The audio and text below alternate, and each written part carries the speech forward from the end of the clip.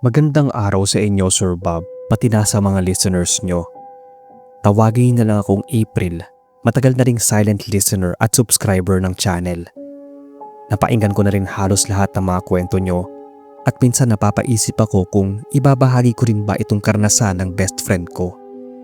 Hindi po kasi siya bastang nakakatakot, kundi isa siya sa karanasang hindi namin makakalimutan. Maaaring iba sa atin ay hindi naniniwala sa mga sapi o sanib ng kaluluwa, elemento o demonyo. Pero sa mga na-witness at nakaranas nito, kakaibang takot at pangamba ang hatid nito. Napagkamalan pa nga naming sakit ito sa pag-iisip, pero iba, naapanghihina. Bali 5 kaming solid na magbabarkada. Ako, si Michelle, Karen, Ivan at James. Since high school ay magkakaibigan na kami na lalong pinatibay ng panahon dahil sa mga pinagsamahan. Kahit na nagkawatak-watak ng college at maapagtrabaho ay hindi naman kami nawala ng komunikasyon. Sinuwerte nagkaroon ng stable na trabaho si Ivan sa ibang bansa. Siya yung tinatawag naming big time kapag umuuwi siya rito sa Pilipinas. Green card holder na rin siya at dolyar ang kinikita. 2016 nang umuwi siya dito sa Pilipinas. Pare-pareho pala kaming taga Iloilo, pero nandito ako nagtatrabaho ngayon sa Manila. Sa tuwing uuwi siya, tinitipon niya kami at nililibre sa isang out of town. Kadalasan sa mga kilalang lugar kami nagpupunta tulad sa Boracay at Palawan. Pero that time, sa isang liblib at tagong paraiso niya kami niyayang magbakasyon ng 1 linggo. Somewhere in Leyte itong pinuntahan namin.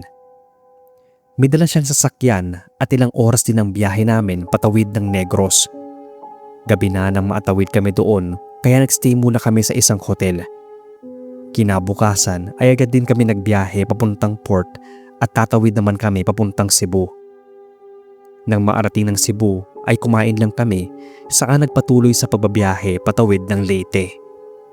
Dadaan pa nga sana kami ng Bohol pero gahol na rin sa oras. Pagdating ng Leyte ay naapag-book na ng hotel noon si Ivan. Doon kami tumuloy at nagpahinga. Kinabukasan ay binalak naming pumunta doon sa sinasabing hidden paradise. Medyo sumama nga yung pakiramdam ni Karen pero tuloy pa rin kami sa biyahe. Hapon na nang maarating kami doon. May nakahanda na rin kaming matutuluyan para sa overnight stay. 2 camping tents na may katamtamang laki. Naligo kaming lahat sa falls maliban kay Karen na nanatili sa tent. Magpapahinga lang daw siya para umayos-ayos yung pakiramdam daw. Kinagabihan ay gumawa kami ng bonfire. Pagkatapos kumain ay konting inuman at kwentuhan. Mga bandang 11:00 ay nasa loob na kami ng mga tents namin. Hindi namin alam noon na itong si Karen pala ay lumabas ng tent. May narinig daw kasi siyang ingay noon at tawanan na parang naliligo. Dala ng kuryosidad kung sino yung mga yon ay lumabas siya para tingnan. May dala siyang flashlight at inilawan niya doon sa may bandang busay o falls. Doon daw ay may nakita siyang parang nag-iilawang mga pares ng mga mata. Hindi raw siya matingkad na pula, parang orange yon na nag-aapoy. Kinilabutan siya kaya dali-dali siyang pumunta sa tent. Naramdaman na lang daw niya na parang may malakas na hangin sumunggab sa katawan niya. Nagisingan namin siya nung yakap-yakap ang mga tuhod habang tulalang naatitig sa amin. Tinanong ko siya kung masama pa ba yung pakiramdam niya o nagugutom o kung okay lang ba. Pero hindi niya ako sinagot. Hinila lang niya yung kumot at humiga patalikod sa amin. Maaga kaming nagising kinabukasan pero wala na si Karen sa loob ng tent namin. Akala namin ay nagkakape na ito sa labas pero wala rin siya doon. Hinanap namin siya at tatagpuan na lang namin andun siyang nakatago sa ilalim ng falls. Naliligo kahit sobrang ginaw pa. Nanginginig siya nang makita namin kaya agad namin siyang dinala sa tent. Para siyang wala sa sarili nun. Bumalik na lang kami ng hotel dahil sobrang taas ng lagnat ni Karen. Balak nga sana namin siyang dalhin sa ospital pero ayaw daw niya at iinom na lang siya ng gamot. Medyo humupa naman Kaso lang ay hindi kami maatulog ng maayos noon dahil maya't maya siyang nagigising na humihiyaw. May mga nakakatakot daw na nilalang na naapalibot sa amin. Sunod nun ay nanlilisik ang mga mata niyang hindi mapakali. Kung saan saan na siya tumitingin na para bang may nakikita siya na hindi namin nakikita. Sunod ay napapatakip na siya ng tenga. Ang ingay daw, sobra. Kaya nagpanik na rin kami dahil unti-unti siyang nagwawala. Pero napapakalma pa rin naman namin siya nun. Nangyayari lang yon tuwing madaling araw. Normal naman siya kapag may araw na. Kaso ay hindi na namin natapos yung buong linggong bakasyon. Bumalik kami ng Iloilo na may malaking pagbabago sa inaasal o kinikilos ni Karen. Unang napansin namin ay wala siya gaanong ganang kumain. Nanlalalim din yung mga mata niya na parang hindi natutulog. Tapos palagi siyang balisa. Kaya nagpa siya kaming umuwi na. Nung andoon na siya sa bahay nila, maya't maya kaming tinatawagan ng nanay niya. Nagwawala raw si Karen at minsan ay naabutan nilang nagsasalita mag-isa na para bang may kasagutan. Isang gabi noon ay naitulog ako sa kanila. Binantayan ko siya dahil ang kwento ng nanay niya ay naglalakad ito ng tulog o yun namang sleepwalking. Matanda na rin kasi yung nanay niya at nasa ibang bayan naman ang tatay niya. Kasama lang nila noon yung bunso niyang kapatid na nag-aaral pa sa high school. Doon ko nasaksihan, Sir Bob, na makakita ng nakalutang na katawan. Nakahiga ako noon sa lapag habang nasa kama naman si Karen. Nagisingan ko nga na hindi na nakalapat ang likod niya sa higaan. Napasigaw na ako noon. Bigla siyang napatingin sa akin, sabay bagsak ng katawan niya doon sa higaan. Halos hindi ako maagalaw sa sobrang takot na nararamdaman. Nagpasukan ng kwarto namin yung nanay at kapatid niya. Si Karen tulalang naatitig sa kisame. Dilat na dilat at naninigas ang katawan. Pinasya na siyang dalhin sa ospital pero ayaw niyang sumama nun. Nagtatakbo siya hanggang sa makita na lang namin naglalakad siya ng patihaya sa dingding. Napapamura ako sa takot. Sa maniwala kayo at hindi, para akong mahihimatay sa takot nun kung hindi ko lang naisip yung nanay niya na doble ang takot na nararamdaman. May dumating noon sa mga kapitbahay at pinilit na siyang mahuli. Itinali siya sa upuan at doon sobrang awang-awa ako sa kanya. Halatang pagod na pagod siya dahil namumutla at pawisan yung buo niyang katawan. To make the long story short, dinala siya sa Pututan Mental Hospital. Pero wala pang isang buwan ay nilabas din siya dahil normal naman na ang results sa mga test niya. Kaso nung nasa bahay na siya ulit, bumalik yung mga sintomas ng possession. Mas malala pa nga. Merong time na nananakit na siya at nagsasalita ng kung ano-ano. Nag-iiba na rin yung boses niya at pati yung itsura, sabi ng nanay niya ay nag-iiba na rin. Dinala siya sa isang albularyo, pati nasa pari. Yun nga raw at may engkantong gumagambala sa kanya. Sinundan talaga siya para magamit ang katawan niya. Matagal ang gamutan at pakiusapan ng albularyo sa nasabing elemento. Hanggang sa humingi ito ng alay kapalit ng paglubay nito kay Karen. Pero hindi na siya bumalik sa dati na masigla at masayahin. Naging tahimik at madalas ay tulala na siya. Naging matatakotin din. Hanggang ngayon ay intact pa rin ang friendship namin at may pahintulot niya itong pagbabahagi ko ng karanasan niya. Ang masasabi ko lang, kapag hindi po pamilyar sa atin ang lugar, maging behave siguro tayo at huwag masyadong maingay.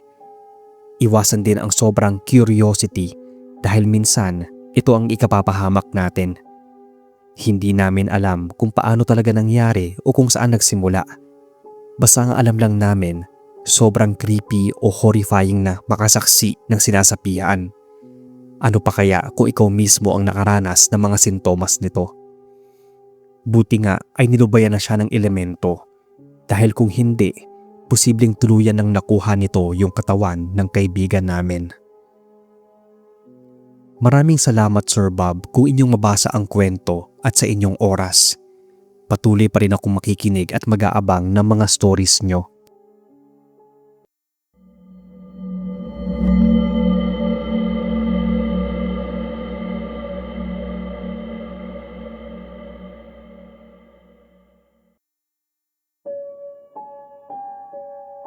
Hello po sa inyo. Naniniwala ba kayo sa tinatawag na deja vu? Yung tipong parang nangyari na yon o napuntahan mo na yung isang lugar pero ang totoo ay hindi pa naman? Yun bang parang lumang memories na pilit kinakalimutan pero bumabalik? At yung pakiramdam mo minsan na parang nasa iba kang katauhan? Magandang araw pala sa inyo, Sir Bob, pati na sa mga listeners nyo. Just call me Grace from Caloocan, na originally taga Bacolod. May isang friend akong nag-recommend ng channel nyo since mahilig din ako sa mga horror movies and stories. Akala ko nung una ay kontento na ako sa pakikinig lang until I decided na mag-share nitong karanasan ko noong minsang mag-out of town kami ng family ko. Nasa high school pa lang ako nito at nasa Bacolod pa kami nakatira. First time ko noon maapunta sa lugar ng Iloilo at Boracay. Pero unang tapak pa lang namin doon, pakiramdam ko ay ilang beses na ako naapunta sa lugar na yon at ilang beses ko na rin iyon nakita. Yung kaweirduhan na yon happened after maranasan ko yung tinatawag na near-death experience. Noong grade 6 ako. Nahulog kasi ako sa hagdan noon at nabagok. Which is sabi ni mama ay nag 50-50 ako at ilang days din ako comatose.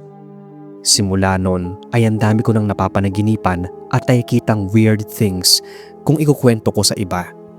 So dinedma ko lang yon at inisip na normal ang lahat kahit ang totoo ay hindi. Habang nasa biyahe kami ay nakatulog ako at nanaginip na naarating na kami sa pupuntahan namin. Pero ang totoo ay papunta pa lang kami noon ng port patawid ng Iloilo. Nagising lang ako nang pasakay na ng barko. Gabi na kami nakarating kaya naghanap muna kami ng hotel na matutuluyan. Then kinabukasan, saka kami nagbiyahe papuntang Katiklan at tatawid ng Boracay. Kasama ko pa na noon sina mama, papa, ate Janet at yung bunso naming si Kyle at yung mag-anak ng tito Kevin ko na kapatid ni papa. 15 pa lang ako noon, 17 naman si ate at 7 years old si bunso. Gitnang anak ako at katulad nga ng sabi ng iba, hindi ako gaanong napapansin. Nasa likurang upuan ako nakaupo ng dalang van ni papa. Katabi ko yung dalawang pinsan kong tawagin nating Joy at Annie. Pagdating namin sa hotel ay nag-ayos lang kami ng mga gamit at kumain na sa labas. Mag-aalas 10 na yata yon nang bumalik kami ng hotel. Una pa lang ay may napansin na ako na may nakasunod sa aming lalaki. Nawala lang yon nang papasok na kami ng hotel. Hindi ko naman sinabi sa kanila dahil normal lang naman na may ibang guest sa hotel. Kaso lang ay titig na titig yon kay Joy. Si Joy kasi sa aming magpipinsan, siya'y maputi, chubby at cute. Kaya takaw pansin talaga sa mga nakakakita sa kanya. Matanda lang ako ng 2 taon sa kanya. Nasa 3rd floor yung room namin at lula na kami ng elevator nang makita ko ang isang batang naglalaro sa hallway nang mabukas yung elevator sa 2nd floor. Muntikan pa akong napalabas nun nang makita kong gumugulong yung bolang nilalaro niya papuntang hagdan. Agad naman akong nahila ni ate dahil pasara na yung elevator. Tinanong niya ako kung bakit daw ako lalabas ng 2nd floor. Sinabi ko na baka mahulog yung bata. Mukhang nasa 3 years old or below lang siya. Narinig ni na mama yung sinabi ko at lahat sila ay nagtaka. Ano daw yung sinasabi ko? Wala naman daw bata silang nakita o nasa labas ng elevator nun. Pinagpilitan ko na meron talaga. Pero lahat sila nagsabing wala at ayan na naman daw ako sa kawirduhan ko. Kaya tumahimik na lang ako nun. Magkasama kami noon ng magpipinsang babae sa isang kwarto. Bali 2 kwarto na may 2 kama ang kinuha ni na papa. Patulog na kami noon. Sinabi ko na huwag nilang patayin yung ilaw sa may banyo. Hindi kasi ako nakakatulog kapag sobrang dilim, lalo na kapag nasa ibang bahay o lugar. Maghahating gabi na nang magising ako. Hindi ko alam kung bakit. Pero nakita ko na may papasok ng banyo. Hinayaan ko lang yon. Nagtaka lang ako dahil pagpasok nun, hindi yung nagsasara ng pinto. Wala akong narinig na may umihi o flush ng toilet. Totally walang ingay, parang walang tao. And then I checked kung sino ang wala sa higaan. Doon na ako kinilabutan dahil kumpleto kaming 4 sa higaan. Katabi ko si ate at nasa kabilang kama sina Joy at Annie. Sa isip ko ay paulit-ulit kong tinatanong kung sino yung nakita kong pumasok ng banyo. Hindi pa naman ako naiidlip nun uli. Gising na gising yung diwa ko. Dahil nakaramdam ng kilabot ay nagsumiksik na ako kay ate at nagtalokbong ng kumot. Doon talaga narinig ko ang langit-ngit ng dahan-dahang pagsara ng pinto ng banyo. Maya-maya ay biglang bumukas naman yung gripo. Nagising si ate dahil halos idikit ko na sa kanya yung buong katawan ko. Ang likod ko daw. Medyo naiinis pa siyang bumangon at tumiretso naglakad papuntang banyo. Narinig ko pa na nagsasalita siya at parang naninermon. Hindi daw kami nagpapatay ng gripo. Kakaiba na yung nararamdaman kong takot nun, pero hindi ko magawang ikwento kay ate. Halos wala akong tulog kaya naman antok na antok ako kinabukasan. Nagbiyahe ulit kami patungong Katiklan. Tulog ako buong biyahe namin at nagising lang nang magla-lunch na kami. Nasa Kalibo pa lang kami nun. Nang muli akong natulog ay may napanaginipan akong isang lalaki. Hindi siya malinaw pero takot ako nang magising. Tandang-tanda ko yon dahil sinabihan ako ni mama na huwag munang matulog kapag bagong kain. Pagdating namin ng Katiklan Port ay sumakay na kami ng ferry papuntang Boracay. May nabook na silang hotel nun. Normal naman ang lahat maliban nung kinagabihan. Nasa station 2 kami at merong palabas. May inuman at banda rin. Nang mapaalam kaming iihi ni Joy, nagulat ako, Sir Bob. Paano kasi? Nakita ko ulit yung lalaking nakasunod sa amin doon sa hotel sa Iloilo. Nakita ko yung itsura nun at tanda ko yung postura at suot niya. Parehong pareho. At kaya nasiguro kong siya yun dahil titig na naman siya kay Joy. May katandaan na ito, parang nasa mid-50s. Hindi na ako nakaimik nang bigla na lang niya kaming salubungin at sunggaban sa balikat si Joy. Napaaray siya bigla. At nang lingunin namin yung lalaki ay wala na ito. Naalala ko noon yung mga napanaginipan ko. Parang pamilyar sa akin yung nangyari.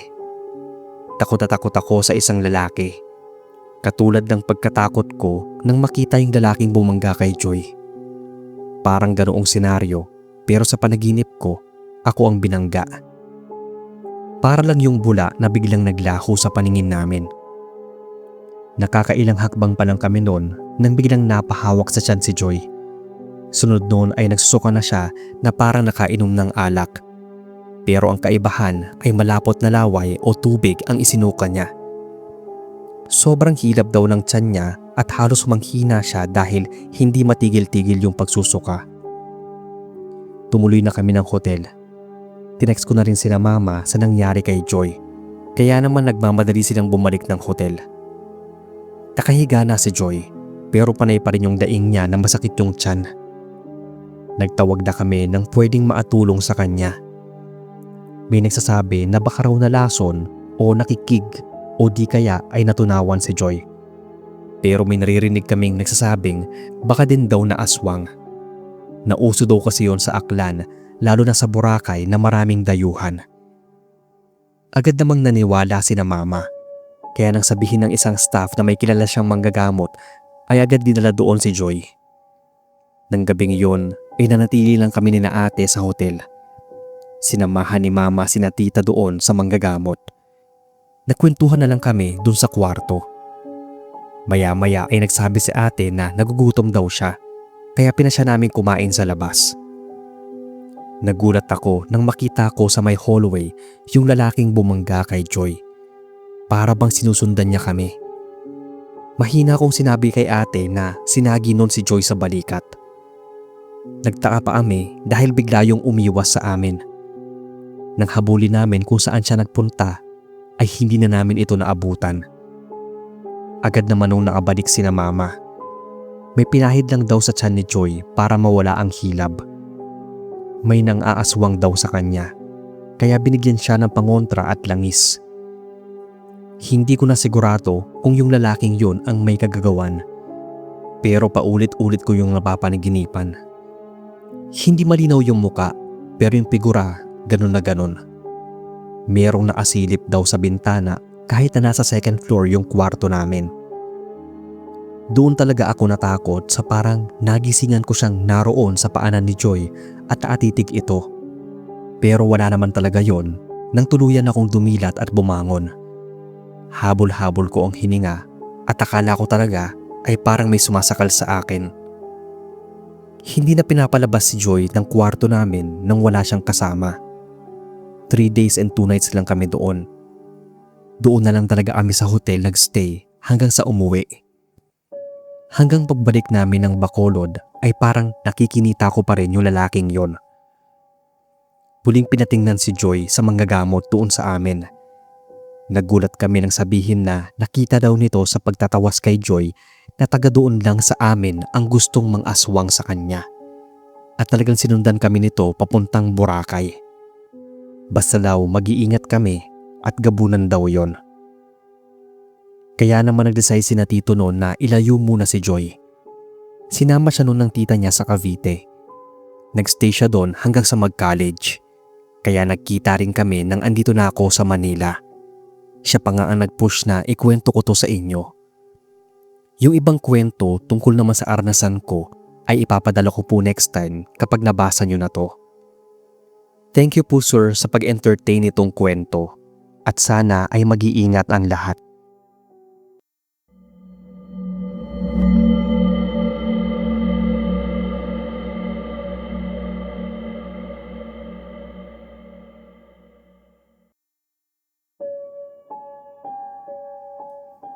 Mapagpalang araw sa inyo Sir Bob at sa lahat ng mga nakikinig. Tawagin na lang akong Janice, taga Cebu. Isa ang channel nyo sa madalas kong pinapainggan kapag may ginagawa ako sa bahay o kaya ay bago matulog. Gusto ko lang sanang i-share itong karanasan namin ng dalawa kong kaibigan. Tawagin natin silang Chris at Sheena. May pagka-boyish itong si Sheena, kaya marami din itong kaibigang mga lalaki. May kaibigan siya noon na taga-Aklan na pinakilala niya sa amin. Last year lang ay inimbitahan kami noon na pumunta sa fiesta nila. Hindi ko maalala kung ano ng lugar yon, kung sa may Ibahay ba o Malay. Basta buwan din yon ng January. May mga bigating bisitang artista din yon kaya naengganyo kaming pumunta. Lalo na nang sabihin nila nakakanta ang Sweet Notes sa Kalibo. Pinuntahan din namin yon. Ang issue lang noon ay yung paupahang bahay na tinuluyan namin. Dapat nga ay doon na lang kami nakituloy sa kaibigan ni Sheena. Kaya lang ay nagdatingan yung mga kamag-anak nila. Kaya naghanap kami ng pwedeng rentahan ng matutuluyan, which is isang lumang bahay. Okay naman sana dahil malaki yon. Kaso lang ay may kalayuan sa bayan at malayo rin sa mga kapitbahay. Feeling ko nga abandonado na yon na pinatirahan lang sa amin ng may-ari. Amoy alikabok na nga at may mga agyo ng pasukin namin. Hindi man lang nilinis, sabi ko. Ang kaibigan pa noon ni Sheena at mga pinsan nito ang naglinis. Pero hindi na namin pinansin yon. Ilang araw lang naman kami maglalagi at ang balak talaga namin ay ang mag-enjoy sa buong trip. Minsan lang din kasi kami mag-out of town ng mga barkada ko. Ilalarawan ko lang yung itsura ng bahay. Bali 2 floors siya na yari sa tabla o kahoy. May konting langit-ngit na kapag nasa second floor ka. Meron yung 3 kwarto. Isa sa first floor at 2 sa second floor. Yung kwarto na lang sa baba ang ginamit namin kasi medyo natakot na kaming umakyat sa taas dahil baka bumigay yung sahig. Isa pa ay palagi naman kaming nasa labas. Hassle na rin kung sa taas pa kami matutulog. Unang gabi namin ay hindi ako makatulog ng maayos. Namamahay ako. Isa pa, pakiramdam ko ay parang may naamasid sa amin. Ito naman at kung kailan nakaidlip na ako, nakaramdam ako na parang may bumulong sa akin. Kaya naman napadilat ako. Pero kadiliman lang ang sumambulat sa harapan ko. Nakadiretso akong tihaya noon at ang pakiramdam ko, hindi ko maigalaw yung buong katawan ko. Pinilit kong tumagilid pero parang may pumipigil sa akin. Pilit ko ring inaabot si Chris na katabi ko lang pero naninigas yung mga kamay ko. Gusto kong sumigaw pero walang boses na lumalabas sa lalamunan ko. Parang ako lang din yung nakakarinig. Sa palagay ko nga ay umuungol na ako noon para nang makalikha ng ingay. Pero wala sa kanila ni Sheena ang nagising. Alam ko sa sarili kong binabangungot ako pero hindi ko alam ang gagawin. Hanggang sa pakiramdam ko noon, nahihirapan na akong huminga. Naiiyak na ako sa takot. Kahit wala akong nakikita ay nararamdaman kong parang may naadagan na sa akin. Nang bigla na lang may umalulong na aso. Sa gulat ko ay naigalaw ko yung mga daliri ko sa paa. Sumunod naman yung buo kong katawan. Doon pa lang ako nakahinga ng maayos. Bigla akong bumangon na habol ang hininga ko. Nagpailaw ako sa buong kwarto. Tulog na tulog yung dalawa. Hindi ko pinatay yung ilaw at nag-cellphone na lang muna. Siguro mga bandang 1:00 na ng madaling araw yon. Nakaramdam na rin ako ng antok nang magsawang manood ng Netflix hanggang sa maatulog ulit ako. Sabay-sabay pa kaming naalimpungatan nang parang may bumagsak sa taas. Pinakinggan kong maigi kung ano yon. Nang may marinig kaming parang may naglalakad. Mahinang nagtanong si Chris kung sino yung naroon kasi magkasama naman kaming 3 sa kwarto. Baka daw yung may-ari yon ng bahay ang umakyat sa taas. Siya lang naman yung may susi bukod sa amin. Pero dahil medyo kinabahan ako, ay sinilip ko yung siwang ng pinto. Hinila naman kami ni Sheena palabas. Tingnan daw namin kung sino o ano yon. Dahan-dahan kaming umakyat para hindi maagawa ng ingay. Lumalangit-ngit kasi ang sahig ng hagdan. Nang mga 2 baitang na lang noon ang natitira at nasilip na namin yung 2 kwarto, ay huminto kami. Walang tao. Sobrang dilim lang sa taas. Imposibleng hindi raw magpailaw yung may-ari gayong may katandaan na rin ito. Naisip namin na ano naman ang gagawin niya sa taas this oras ng gabi dahil wala kaming nakita nun. Bababa na lang kami sana. Nang bigla na lang may narinig kami naglalakad na naman sa may isang kwarto. Kaya dali-dali kaming bumaba ng hagdan at tumiretso ng kwarto namin. Alam kong pare-pareho kaming kinakabahan nun pero wala ni isa sa amin ang nagsalita. Nakiramdam lang kami sa kumikilos sa taas. Agad namang huminto nun yung mga yabag. Pamaya't-maya kaming sumisilip sa pintuan kung sakaling may lumabas. Pero inantok na lang kami ay wala pa rin. Naglock na lang kami ng pinto at pinilit makatulog kahit mag-uumaga na. Wala na rin kaming naramdaman o narinig pa nun, maliban sa mga hilik ni Sheena na agad naman nakatulog ng mahimbing. Kinabukasan, maaga pa lang nun ay andoon yung may-ari ng bahay. May dala itong basket na may lamang mga suman. Baka raw gusto naming kumain. Natanong namin kung pumunta ba siya ng bahay ng ganoong oras. Napakunot noo siya at nagtaka. Hindi raw dahil may kalayuan din yung bahay niya dito sa nirentahan namin. Sinabi namin yung mga narinig namin. Sinabi niya na baka daga lang daw yon, kaya hindi na kami nangulit pa. Bisperas yun ng fiesta at sinama kami ng kaibigan ni Sheena sa plaza. May dala siyang tricycle at nagkasya naman kami. Halos inabot kami ng madaling araw sa bayan. At nung medyo may tama na kami ng alak ay nakauwi na ng bahay. Nagulat kami noon dahil pagpasok namin, may mga yabag na naman sa taas. Hindi pa noon nakakalayo yung kaibigan ni Sheena kaya tinawagan niya ito. Bumalik siya kasama yung ilang mga kaibigan niya. Pinakiusapan namin na kung pwede nilang i-check yung taas. Pinailawan namin yung buong sala noon at sumunod din sa kanila sa taas. Dahan-dahan lang silang umakyat ng hagdan dahil baka nga may masamang loob nang nakapasok. Nang maarating sa taas ay agad nilang pinailawan ang balkonahe. Marahan kaming nakiramdam. Wala na yung mga yabag. Pinagsisilip din nila yung mga kwarto.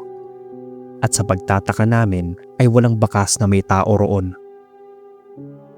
Matapos ng ilang saglit ay nagpaalam na rin sila nang masigurong wala na kaming kasamang ibang tao sa bahay. Nang gabing yun, inakala ko'y magiging maayos na ang tulog namin dahil nga nakainom. Pero mas malala pa nga yung naramdaman namin noong mga oras na yon. Nang makahiga na kaming tatlo ay agad kaming naatulog. Pero hindi pa gaano lumalalim yung tulog ko ay naramdaman ko nang parang may humihila sa kumot. Hindi siya yung galing sa katabi ko, kundi doon sa paanan. Napaunat ako, sabay dilat, tingin sa may paanan ko. Kitang-kita kong unti-unting bumababa yung kumot ko. Ang akala ko pa nga ay nananaginip lang ako, lalo na nang makita kong parang may biglang tumakbong anino. Nakapatay noon ang ilaw namin sa kwarto, pero tumatagos doon yung galing sa labas. Kaya nakikita kung ano man yung gumagalaw doon sa kwarto namin dahil sa anino. Sa takot ko ay bigla kong hinila yung kumot at nagtalokbong. Hindi na agad ako nakatulog. Nagulat na lang ako nang biglang magsalita si Chris at nagtatanong ng na para bang may kausap. Maya-maya ay pupungas-pungas siyang bumangon. Bigla din akong bumangon at napatingin sa kanya. Lumingon siya sa akin at tinanong niya kung kinakausap ko ba siya. Sinabi kong hindi. Sino raw yung babaeng kumakausap sa kanya? Nakita daw niya nang mapadilat siya ng bahagya na may babaeng nakatunghay sa kanya. Nagising na rin noon si Sheena.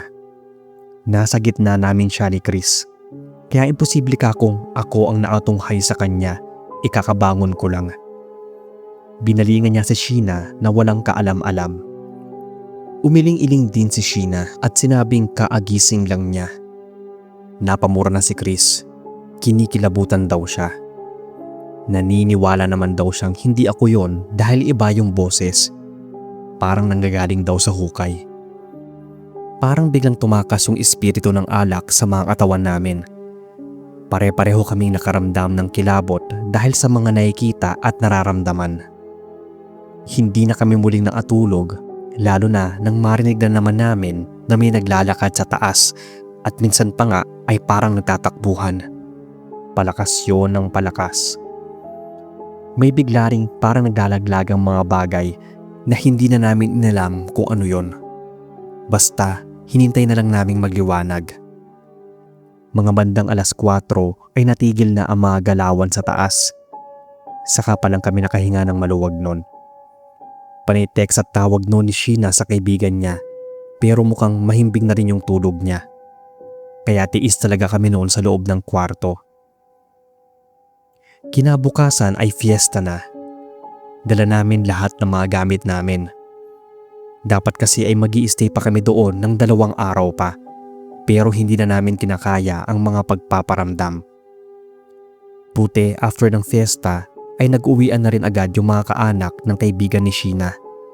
Doon na niya kami pinatuloy ng 2 araw. Na-enjoy naman namin yung fiesta, pero hindi yung pananatili sa nirentahan naming bahay. Kahit medyo mura, ay sayang lang din yung binayad dahil hindi rin kami nakapagpahinga ng maayos doon. Grabe lang Sir Bob. Noon ko lang naranasan na panindigan ng balahibo dahil sa takot.